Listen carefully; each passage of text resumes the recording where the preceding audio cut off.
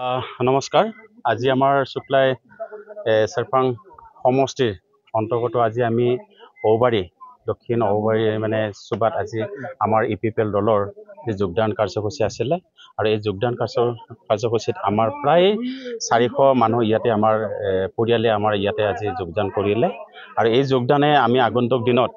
যেটো 2025 চনৰ যেটো পৰিষদীয় নিৰ্বাচন হ'বলৈ গৈ আছে এই সমষ্টিটোত আমি আজি যে গণেশ কছাৰীৰ গাতে লাগি থকা এটা চবৰিত আমি তেখেতৰ যেটো জনপ্ৰিয়তা তেখেতৰ যেটো নেকি কৰ্ম সেই কৰ্মৰ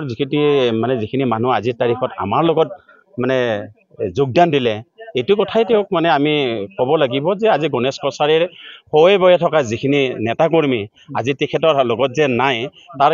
এই চবৰিৰ পৰা আমি তেখেতক মানে কথাটো ক'ব বিচাৰিছো কাৰণ যিখিনি তেওঁ আজি যোগদান কাৰ্যসূচী লৈ আছে তেখেতৰ আগৰ পুৰণা কৰ্মী আৰু তেখেতৰ যে মানে হৈ বয়ে থাকে সেইখিনি নেতাই যে আজি তেখেতৰ মানে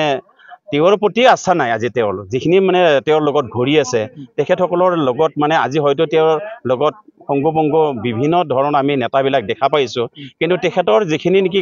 দলীয় নেতা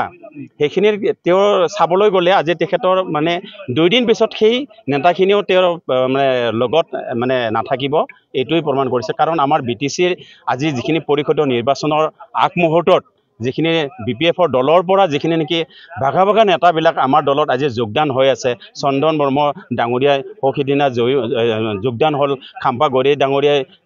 যোগদান কৰিলে আৰু বহুত নেতা আছে তেনেকুৱা আৰু এই 2 মাহত যে বিপিএফৰ যে ভিত্তিটো তেওঁলোকৰ যে শূন্য হ'বলৈ গৈ আছে এইটো এটা ইংগিত